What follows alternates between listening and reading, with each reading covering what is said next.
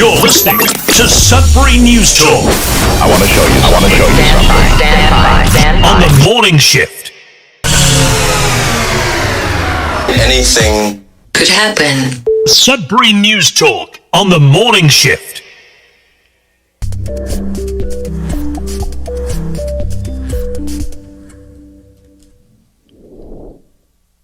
And good morning, Sudbury. Welcome to Sudbury News Talk on the morning shift. I'm AJ Walsh, and thanks for being with us. Thanks for being with us on the radio. Thanks for being with us on Facebook and YouTube Live. Thanks for being here each and every day.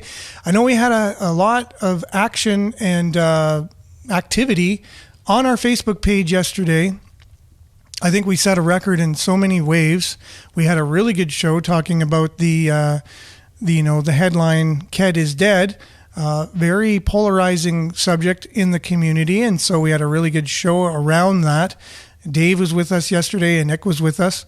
And so we want to kind of showcase what really happened with our Facebook page yesterday, and particularly a statement from Dario Zulich that he sent out right after finding out, the day after the decision. Basically, it was a statement, and he kind of had to make one.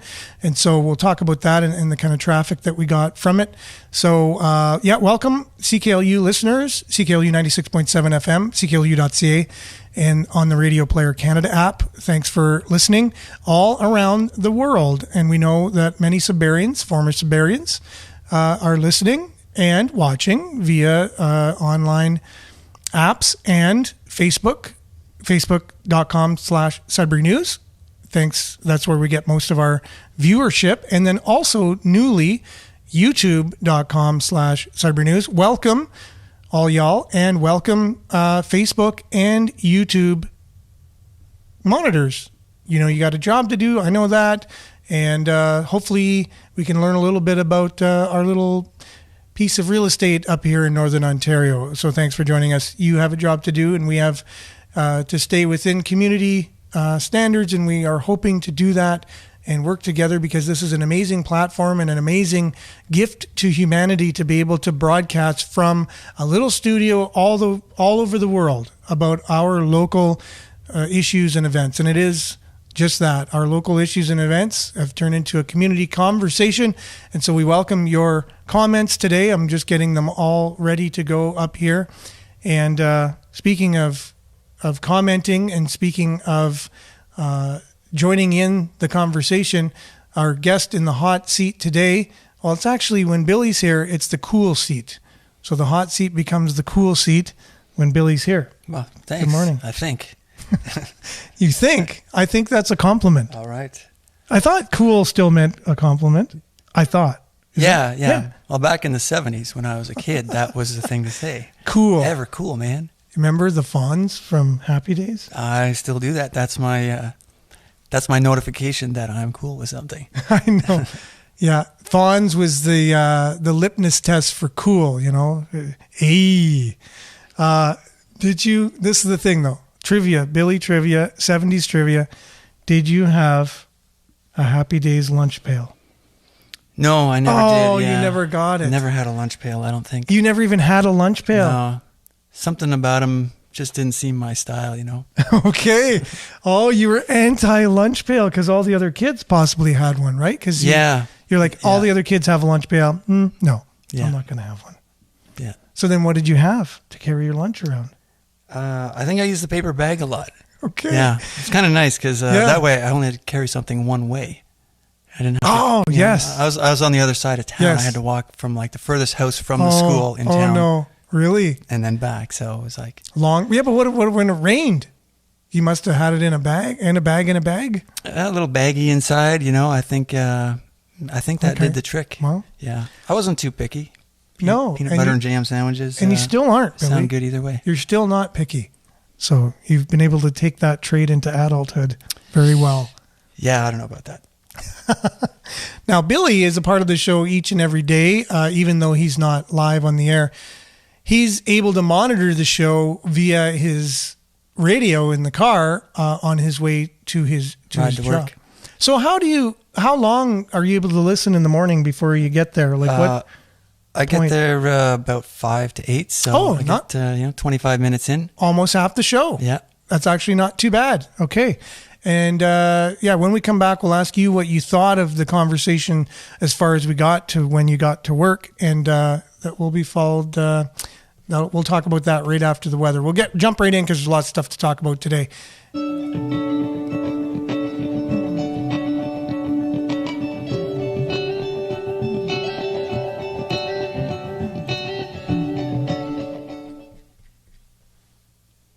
And how about we just get on to the weather screen, and there you go. Currently 11, sunny. The humidity is about 88%. High humidity lately, if you haven't noticed. The UV index is about 6 or high. Then you have your summary for today. Mainly sunny, increasing cloudiness late this morning. Fog patches will be dissipating early this morning. The high will be 24, but with the humidex, it'll just feel a couple degrees warmer. UV index will be 6 or high, currently the same way. And tonight, partly cloudy, clearing near midnight, low of 12. And then for tomorrow, sunny, gotta love it. Increasing cloudiness near noon, high of 24, and the UV will be about 8 or very high.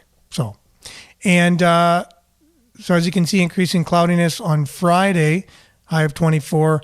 Saturday still looks to be sunny, though, so I don't know what's happening with those clouds. I guess they're just not going to stick around. High of 28 on Saturday. And then Sunday, mix of sun and cloud, so it looks like it's going to be a really nice weekend.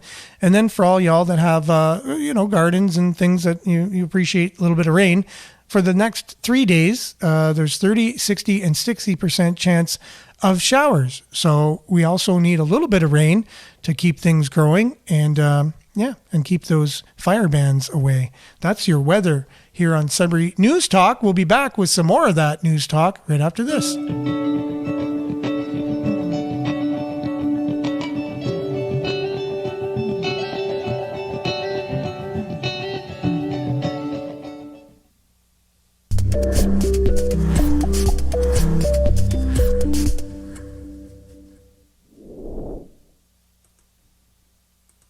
All right. So lots to talk about today. I do want to get to our Facebook page and the activity and the records that we set yesterday. They were many, and thanks to you. This show is thanks to the listeners and the viewers, right? Like, thank God for them. Like, think of if it wasn't for people chiming in and liking and sharing and involving themselves in this conversation, this really wouldn't be anything. So really the show is your show, and we're just here to kind of facilitate a conversation. That's all that it is. And we try and pick up news stories that are going on from the local news organizations. You got Sudbury Star, Sudbury.com, Northern Ontario CTV, and then you also have CBC. And so thanks to all the local journalists that are out there doing their thing, we have information to go on and then unpack a little bit and have a conversation about it. And it's pretty cool. I think that's our place in the news ecosphere here, is to just take that and make more of it. So it's kind of like a group effort with local journalists. Correct? Works for us. It does. Yeah. And you do an amazing job of compiling all this stuff. Well, I mean, it isn't all that hard, I have to say. It does take some effort, but each and every morning we just go through the day. I just kind of check in, read the headlines, look at it. Okay, is this worth talking about on the show? Yes. Okay, share it. And then we go from our Facebook page, and then these are the stories we talk about. But there's a lot of huge news going on in Sudbury these days. It's not every day you're building, all together like $500 million worth of buildings, Mm-hmm. and we're voting on it, and we're approving some things, we're disproving other things. Yeah. That's huge stuff. Yeah. Legacy projects. So just recently, they voted down the KED. We're going to be talking about that. A statement made by Dario Zulich yesterday, and some of the comments that you made on that post are, there's a lot of really good, and you can see how divided the community is through the comments. So what are some of the things we might be, we'll just talk about before we get to KED? So today, I'm just going to start at the list here, which starts with a KED thing, but how Minnow Lake KED challenge becomes a moot point. So that in itself is kind of a moot point. Medical officer pushes for booster vaccines for people at risk. And yeah, that's an man interesting reportedly one. exposed himself along Junction Creek Trail. Where were you yesterday? No, I'm just kidding. Yeah. No plan of arrangement documents from Laurentian yet. Yeah, that's Is that right. voice crack a little incriminating right after? Yeah. I was here. Memory Lane, Old Steelworkers Hall, a community gathering spot. Yeah. So we'll talk about these, and these are courtesy of Sudbury.com. By the way, it does a fabulous job each and every morning. Just releases their, stories of the day kind of thing, and it's a great way to start your day. They take the best of the days of the news from yesterday, and it starts your day. And we're able to take the stories that apply to what would be a good conversation here and talk about it. So thank you so much for that feature that you have on your website. It does help out the community. So good morning, Lise. Thanks for joining us each and every morning.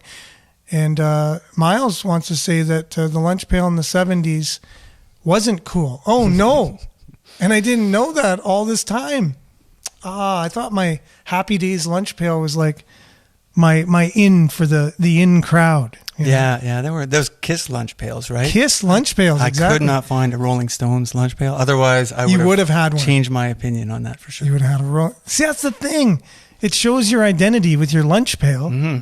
You can tell, look, this is what makes me me. Mm. Right? And you advertise it. And then you could see somebody else in the class and you can kind of, hey. They have the Bee Gees. Dude, how you doing? That's right. The Bee Gees lunch pail versus the Kiss one. Okay, so first story of the day, as Billy mentioned, is the interesting, the KED had a lot of opponents, going against it. And one of them were the, group that were, the Minnow Lake Restoration Group was the official name, looking at the environmental impact, and maybe it was negative, right? So with the Kingsway Entertainment District receiving a swift death blow at Tuesday's City Council meeting, the results of the legal challenge against the project have become less relevant. I'm even wondering, why would it continue, in a way? Although when we talk about Dario Zulich's statement yesterday, maybe there is a reason to continue to fight it on their side. So John Lindsay told Sudbury.com that right now it's a moot point as to whatever decision the courts come to. He's the president of the Minnow Lake Restoration Group, which launched the legal challenge in question. A judicial review was held in April, which a trio of judges heard the Minnow Lake Restoration Group's case through lawyer Eric Gillespie. The case centers on the belief that neither the city's elected officials nor the public at large had adequate information when City Council voted to move forward with the KED.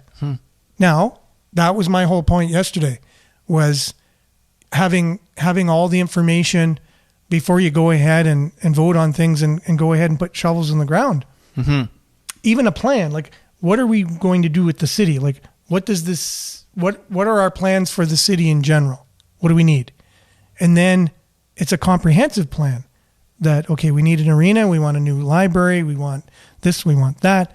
Now let's just make it all cohesive and make it make sense. And so you need then you would need the environmental studies, you would need all these things to see if your plan, first of all, for the city, instead of just green lighting different projects at different times and sure, and they kind of don't go together, is what seems to have been happening to me anyways.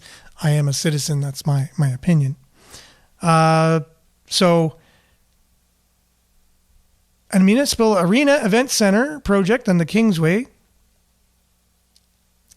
Numerous reports on the project requested by the city councilors early last year were not made available in time for their January 14th vote to proceed. They contend, which I think that's a good point. Exactly.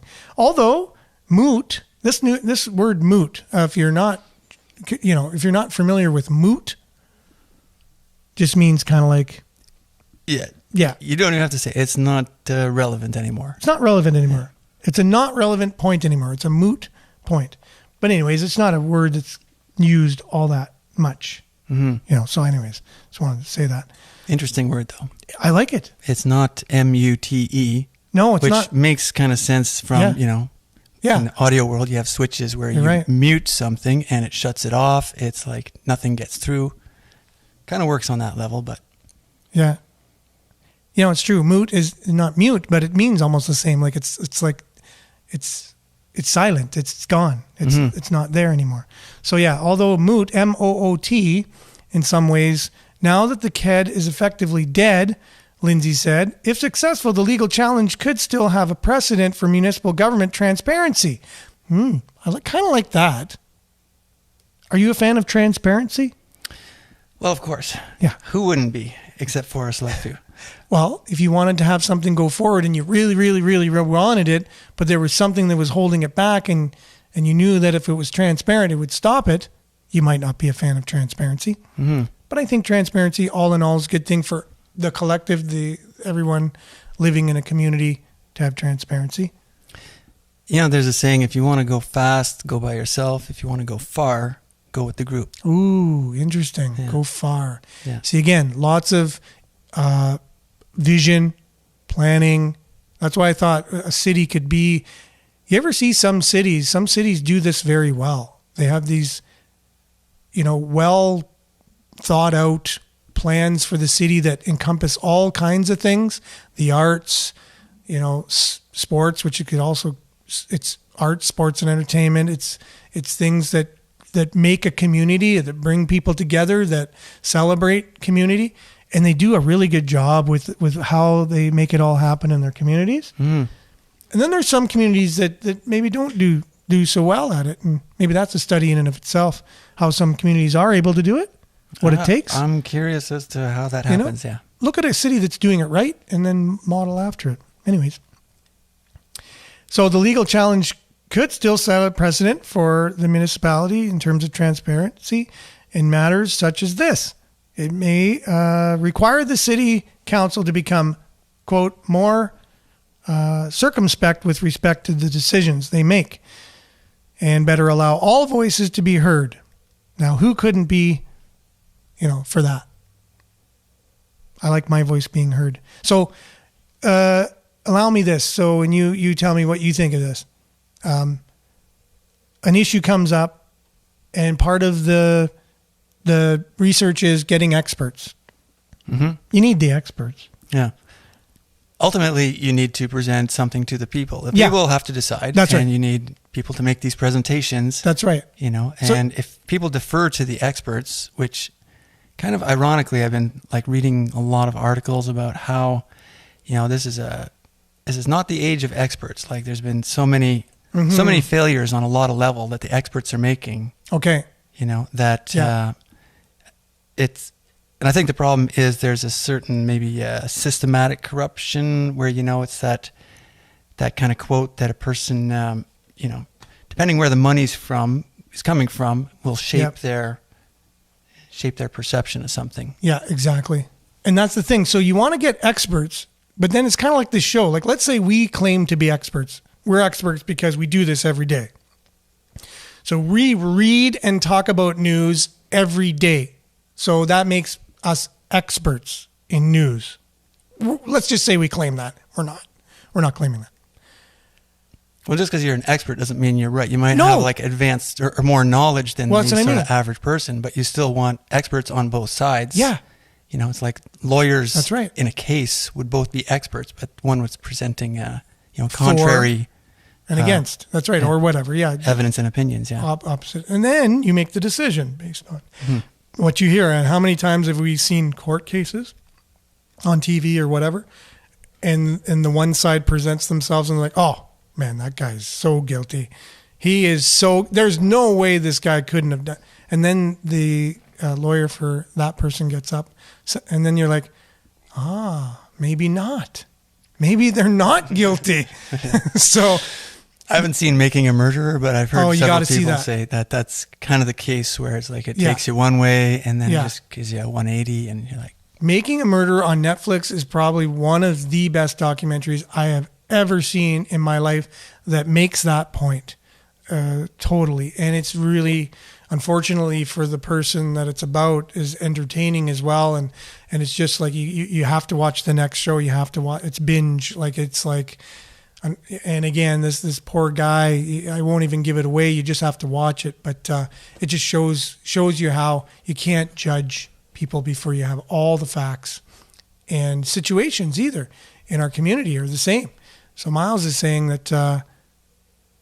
Just a thought. Do you know that the sweet deal the Sudbury Wolves organization has with the city? Because it sets a different light on the KED proposal. Okay. See, there you go. So that's something we haven't really talked about. So I'm not familiar with the sweet deal. So I don't know all the facts about it. I do know that there is a deal. So, and that's getting all the facts, right? So let's talk about the deal that Dario has as the owner of the Wolves and how that would play into an arena. And also he had the construction. He was going to get they voted that if it goes ahead, his company, along with a partnership with another company, would get the contract to build it. So not only would he have it on his land, he would get the contract to build it. He would then have the deal with the Sudbury Wolves going forward with the arena. If Miles is saying it's a sweet deal, maybe it's too much of one party that's getting it, and I think maybe that's what some of the opposition could be. But do we know if even that's a bad thing? Like, let's just say there was one mover and shaker who could make everything happen. Why couldn't they end up with some of the benefits at the end either, right? That doesn't necessarily make it a bad thing. No, not necessarily. But in a lot of cases, you need, especially if you have a fledgling organization, you're trying to build something. A lot of times you need to make. It's like when you, if you're a young shop and you need to rent a space, the landlord might give you a break for. Exactly. 3 or 6 months. Yeah, exactly. He says, let's just say, they pull in more revenue every year than just the box office. Okay, for sure. Well, yes. Definitely, yeah. There's all kinds of streams coming from it. I don't know. Yeah, that's true. But I think he paid an arm and a leg for the Wolves too to begin with. When we're talking about this, he paid a lot of money, more than market value for the Wolves, and it could have been part of his, his long range plan to do what he's trying to do now too, knowing that was an integral part of it. So he paid more than market rate for the Wolves because the Wolves weren't going to sell. The family that owned them earlier had no reason to. It was, Okay, yeah. So it was turnkey. Could be finer details of the deal. Lots of details. And so, let's get back to that more towards the end of the show because you can never talk enough KED. This is a juicy one, though, for everybody. I know some of the people that are on the show regularly will have something to say about this after I just share Miles' comment, just because it is about the story that we're just coming off of. It's the best money-making team in the OHL. You're kidding. They hardly have anybody coming out to their games. They probably have the least amount of people coming to games, knowing I've been to those games, a lot of them, very few, especially compared to the Sioux. Sioux's packed all the time. Sudbury is maybe a quarter, and then if it's a good night, it's half kind of thing on a regular basis. But let's just come back with a different headline. Medical officer pushes for booster vaccines for people at risk, and we'll be right back.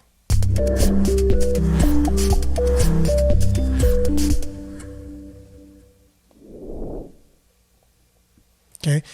We thought, things were going back to normal anyways. A lot of people you hear, well, now that we're back to normal, or we're going back to normal, or it's really great to have some things going on after all this time. It's almost like you get the sense that most people out there are kind of sharing that point of view.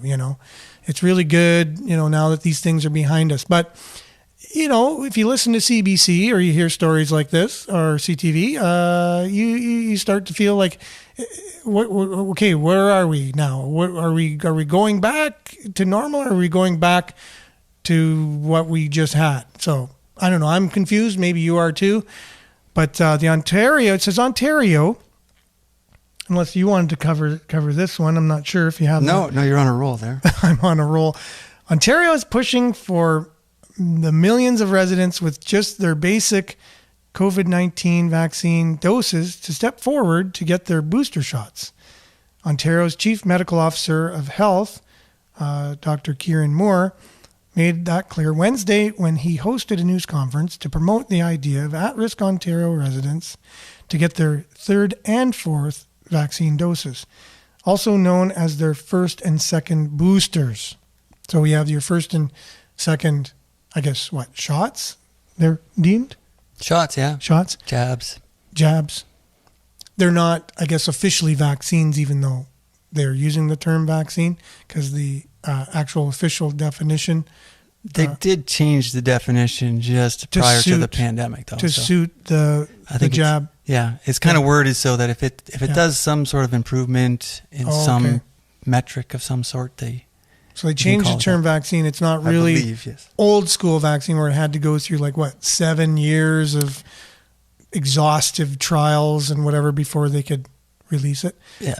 It's kind of like, remember when they had natural flavors? No, I think it was called artificial flavors, and then they changed it to natural flavors. Mm-hmm. I think it was the same stuff, but they changed it to that, and it gave the option to... I'm digressing quite a bit, but... No, you're saying they changed the definition. They changed the name, and I can't remember the actual technical thing that was different about it, but it was essentially the same thing, but kind of gets through a legal loophole. Yeah, exactly.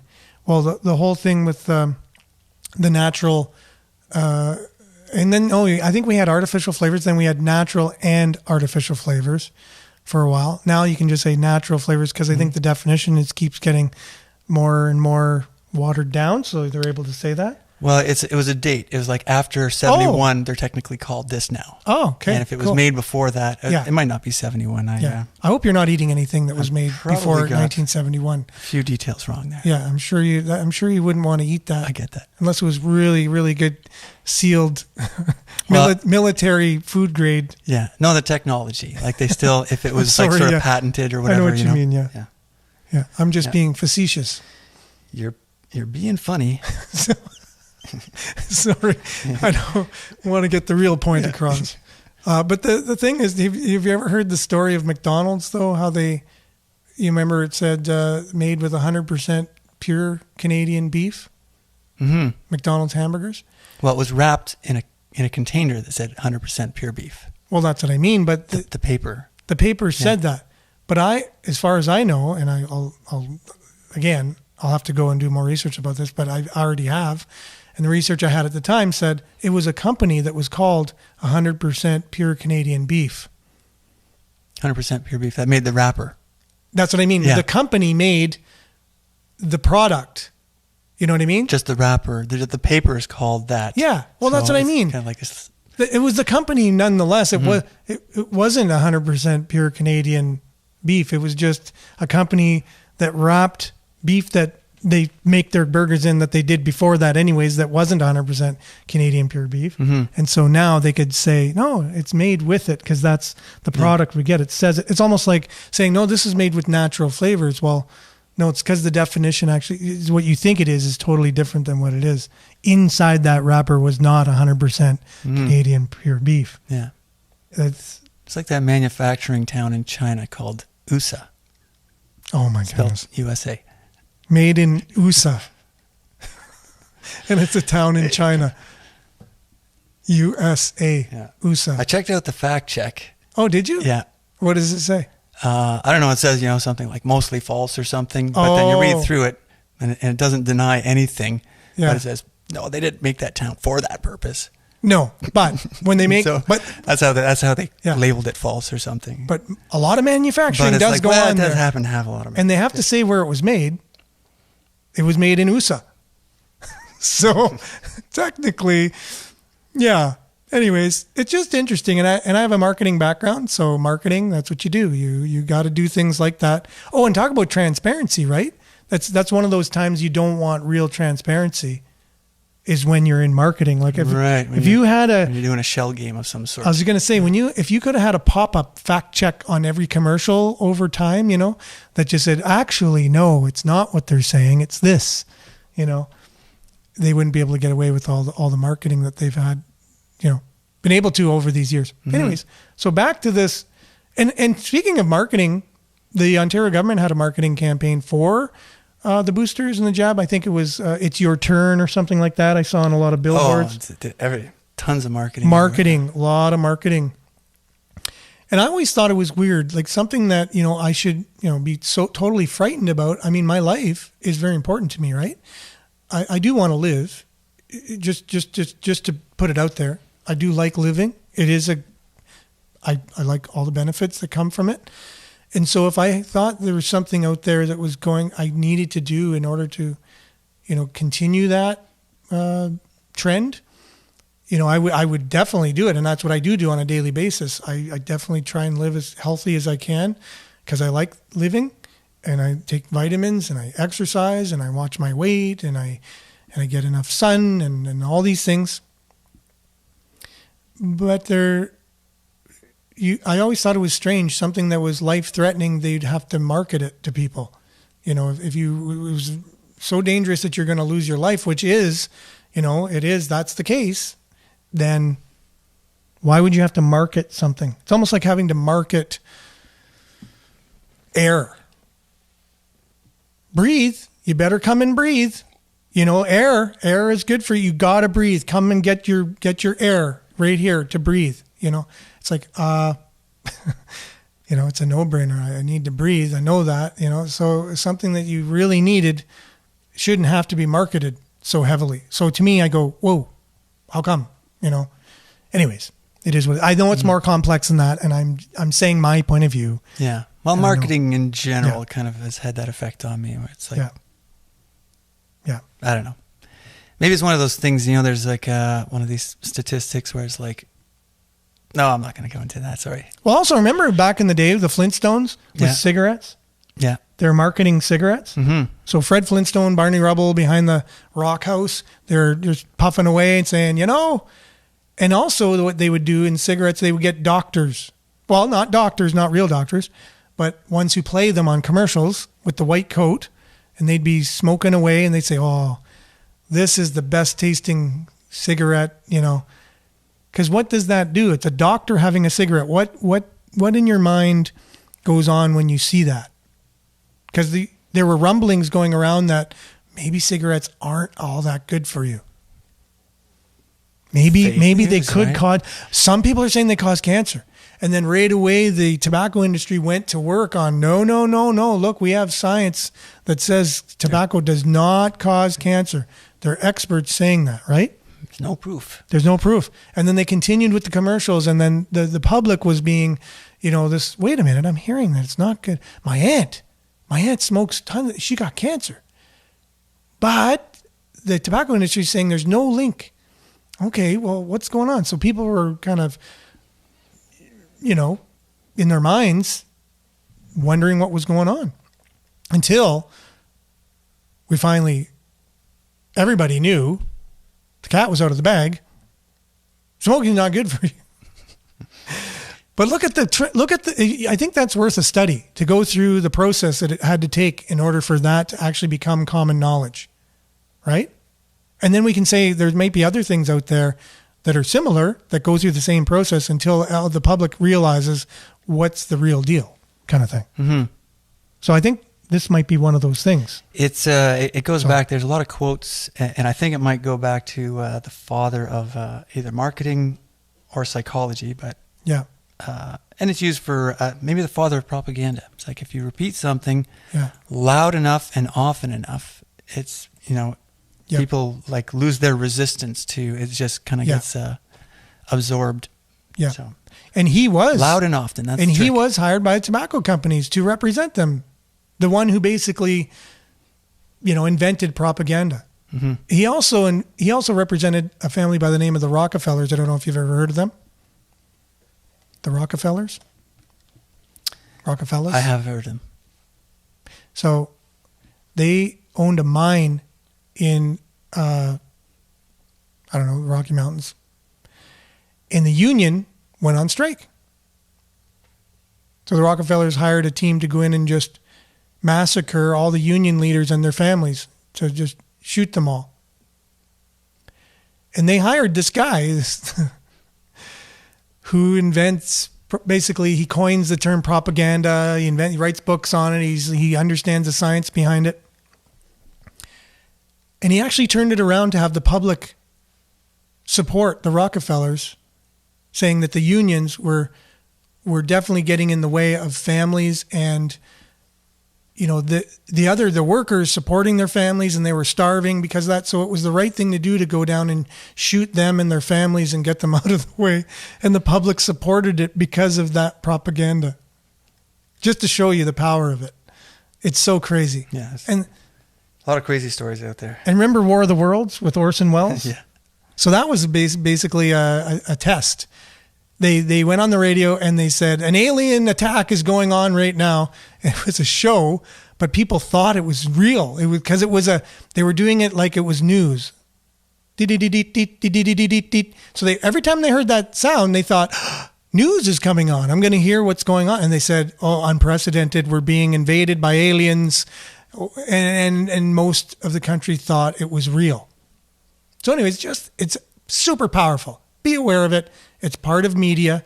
And you got to, just like we talked about the spin on words the other day and using negative words and saying small instead of the amount of people and saying opinions instead of facts. You know, you just got to be aware of things. Always ask, always question. But anyways, we'll get back to the story now.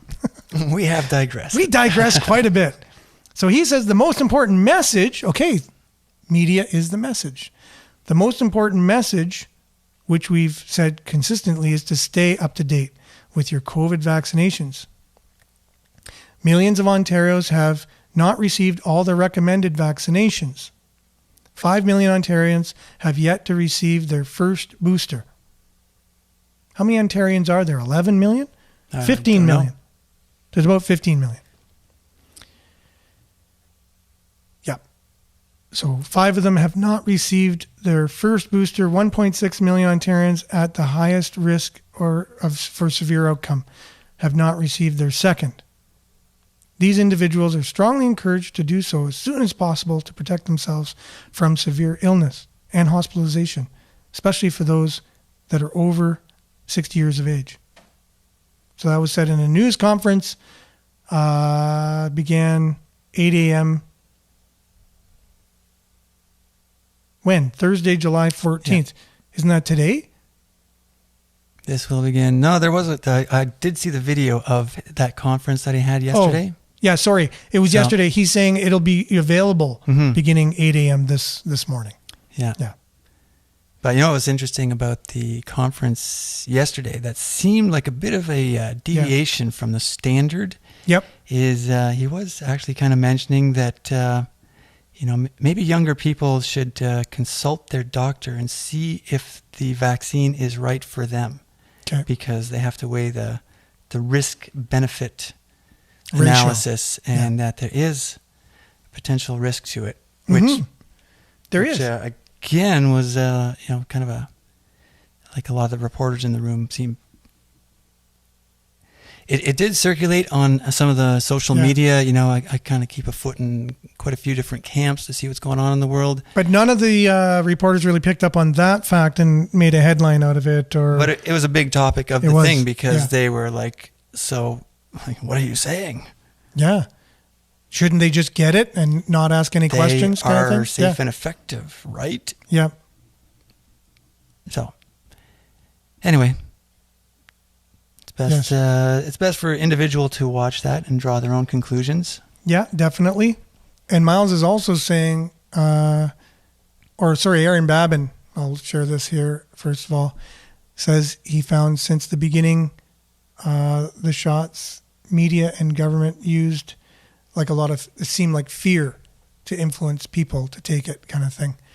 And that's a marketing strategy, by the way, Aaron, that you need to create a problem in order to have a solution. So... You ever see those infomercials that are kind of funny that show someone struggling with something at first? And they're like, let's say it was just a tape dispenser. And at the beginning they say, having trouble with the regular tape dispensers? And it shows them eventually the tape dispenser is, eating them alive or something. It's just so bad. Like this tape dispenser. Now try this new tape dispenser that we have. And then it looks so easy, having trouble with, death. get this, like that's kind of like what it's pretty much just following marketing 101. So yeah, fear is a way it creates the problem, and then you need the solution. So Justin Trudeau came out right away and said the vaccine is the only solution to the pandemic, and until we have vaccines, we will not go back to normal. However, 2-3 years after that statement, we'll see if we ever do go back to normal. That's still out. Like that's the way we started this story. We were talking about going back to normal. But I don't remember getting a vaccine every 9 months being normal. I don't remember that. Did you? Well, there's different categories of normal. So yeah, I mean, we got life now is a lot more normal than it was, say, 2 years ago. Yeah. Yeah. Oh yeah, no, it's back. It's more back to normal now than it's been. It's closer to normal, I guess you can say. Is. The Vax Pass, I don't think, it's weird that they would put all that effort. I don't know if that was intended to be just a short-lived project. I'm sure that was kind of made for a long term. But that was a debacle, wasn't it? Mm-hmm. I know a lot of people going over the border were like, it's not working. It's glitchy, all kinds of problems with it. Yeah.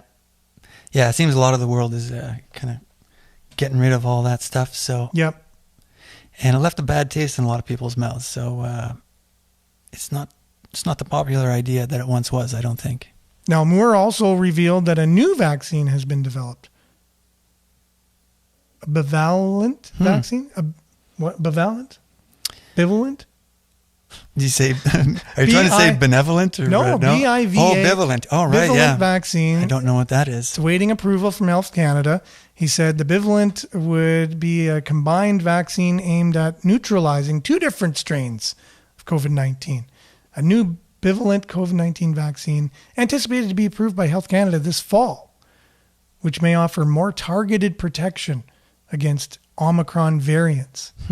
Ontarians are encouraged to speak with their health provider about whether getting a second booster dose now is right for them.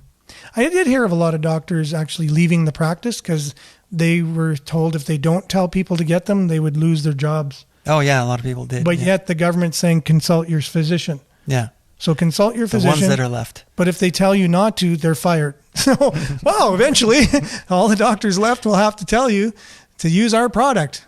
And I love the States too, because when they advertise, they go, our product is the best you'll ever use. And Canada doesn't really go down that road too much. They usually just say they usually just show the benefits and then use this, it'll help you. And they'll say the brand name.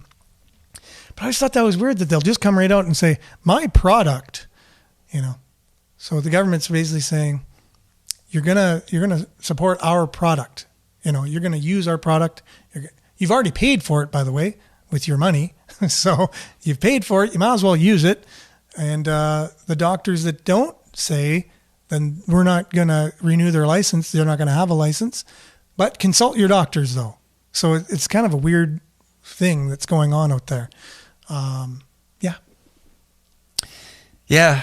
It's, you can kind of gauge things a lot on the incentives, and you have two differing opinions, and one, will get you a promotion and one will get you fired. It's kind of like the old classic, what they'd say, silver and lead decision, where you have not quite that harsh, but you can't give equal weight to the two opinions if one is, if one's going to profit and one's going to lose, and they risk everything by saying what they're saying. Yeah, exactly. Well, again, it was almost like why was that the only decision that we could do? Was like, what about being healthy? I heard if you were overweight, that put you at risk with COVID, right? But they didn't say lose weight. Yeah. But isn't that common sense? Hey, if you want to lessen your chances of COVID, lose weight. Yeah. No.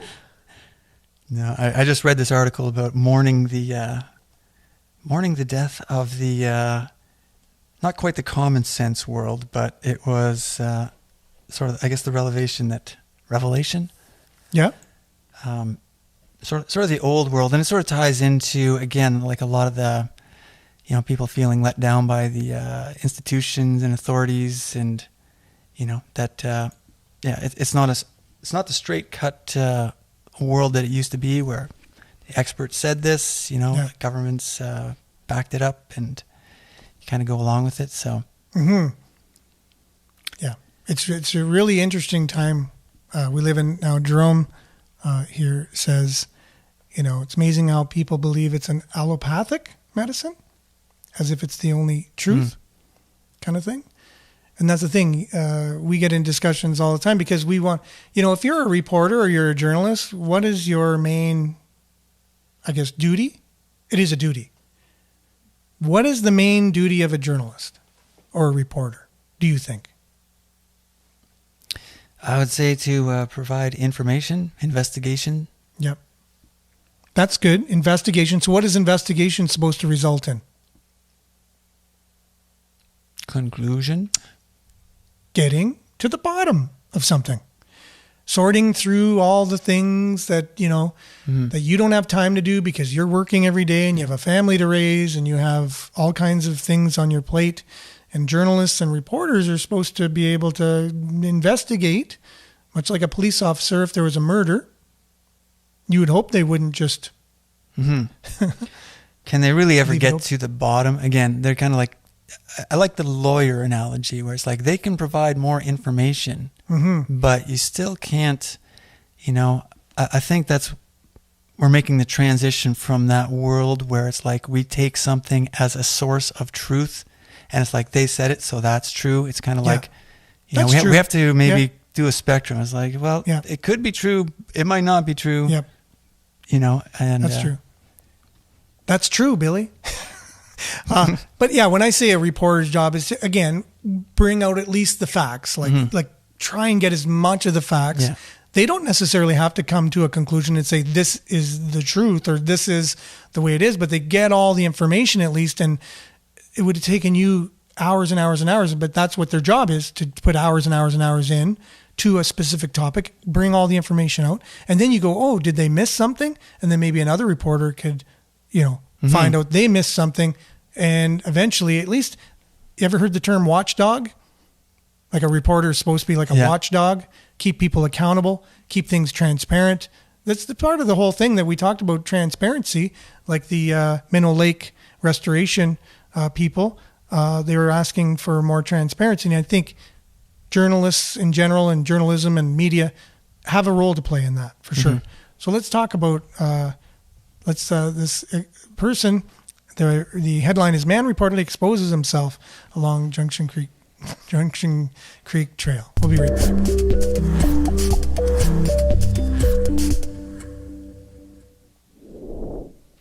So here you go.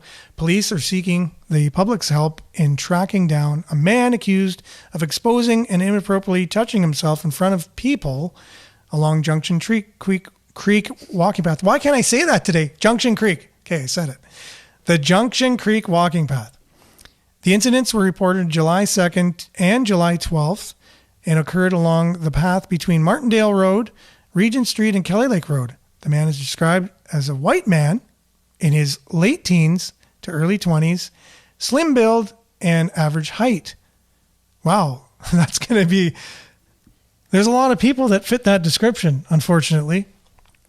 He was also seen with short brown hair and a clean-shaven face again. Yeah. Where were you, Billy? Well, I think the 20s. You do look pretty young. Me off the hook. You look there. young for your age, so maybe they. Anyways, although the man was reportedly not aggressive, police are urging people in the area to take extra precautions in order to avoid an incident. Oh, an incident act. That's what I thought was interesting. So avoid an incident act incident. Might be a little bit of a typo there. I don't know. This is the second time I'm reading that verbiage, so I don't know if it's something called an incident act. This includes walking with a partner or a group, especially at night, to tell someone where you are going and when you expect to return. So you would want to do that anyways, regardless if there was someone exposing themselves on a trail.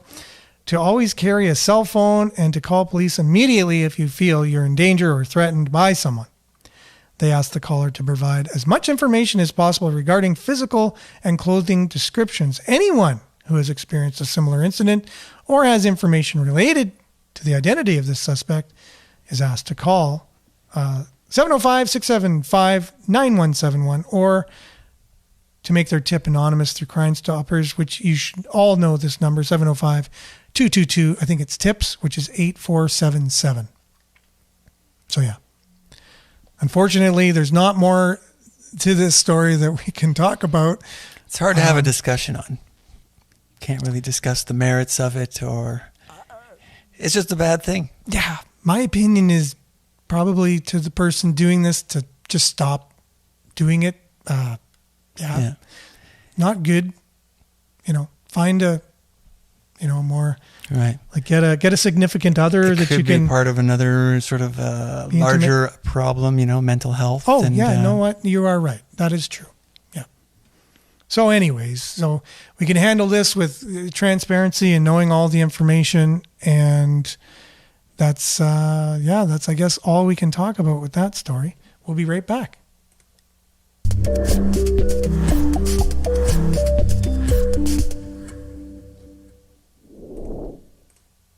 Laurentian.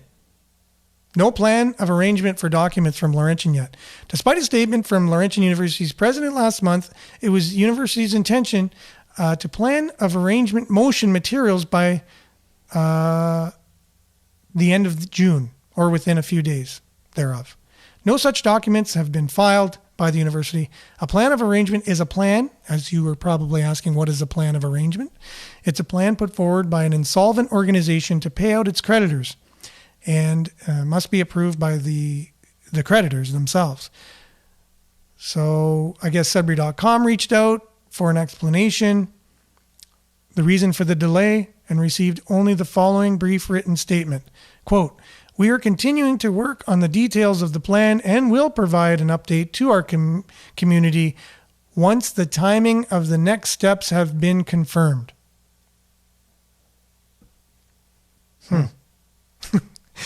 We also reached out this week to Representative of Ernst & Young, the court-appointed monitor of LU's insolvency restructuring, but have not yet received a reply by the time the story was published. Laurentian continues to undergo court-supervised restructuring after declaring insolvency in February of 2021 and filing for creditor protection under the Companies Creditors Arrangement Act, or the CCAA. You can read the full story of that on Sudbury.com. What are you going to do? When they come for you. That's true. It's unfortunate, I guess. They did say they were going to now again, I guess the theme of today is transparency in some ways, and Laurentian not so transparent, I don't think, by a few indications with how things have been handled. Fair enough. But it is what it is. So we'll come back. I got some things I want to share from our Sudbury News Facebook page. There is a story also talking about the Sudbury Steelworkers Hall on Frood Road. And the headline is Memory Lane, Old Steelworkers Hall, a community gathering spot. So. Oh, you know what I did see? Fire destroyed that building. That, sorry to jump tracks here. There was something about the theaters kind of putting on a. Did you guys talk about that already this week? No, we didn't. But we should tomorrow. I think a joint play. They're going to put on, like a summer festival kind of thing. Oh, okay. Yeah. Yes, and SDC are going to put on a summer theater festival. And we'll talk about that one tomorrow on the show for sure. But I guess they're remembering the fire that destroyed the Steelworkers Hall in September 19th, 2008. But they got their new one, I think, which is a huge improvement, the old Loeb IGA building on Douglas, which is more roomy and all that stuff. So let's talk a little bit about our Facebook page, and then we'll have to end the show because we're almost out of time. Actually, we are out of time right now, but we'll be back to talk about after this.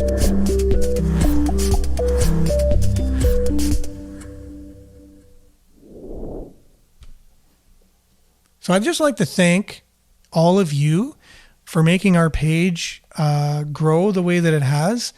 We were sitting at about 2,700 likes about 2 weeks ago. And as you can see, the metrics here were just, anyways, the people that are being reached, the post engagements, you can see up 230%, up 105%, up 1,048% for page likes, 252 just recently.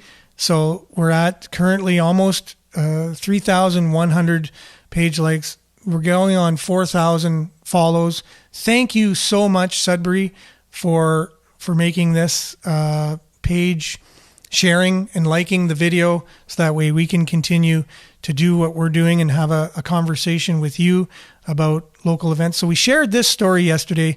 We had the news release from SWSE, and we shared it right away. It became our most viewed post, and it was Dario Zulich basically in a statement saying the CAD was never about just building an arena. It was about making this city greater, and we are never going to stop. Now we pivot. So I shared an image of him, and by the time this is done, it might have 1,000 reactions, 500 comments, and almost 50 shares. So again, thank you for making this Facebook page and Sudbury News Talk what it is. If it wasn't for you, we wouldn't be able to do what we're doing. So thank you very much. And thank you for commenting. Thank you, Billy, for being here. Thanks for listening on CKLU. Stay tuned now for Earshot Daily right after this. Ciao. We'll be back same time, same place tomorrow.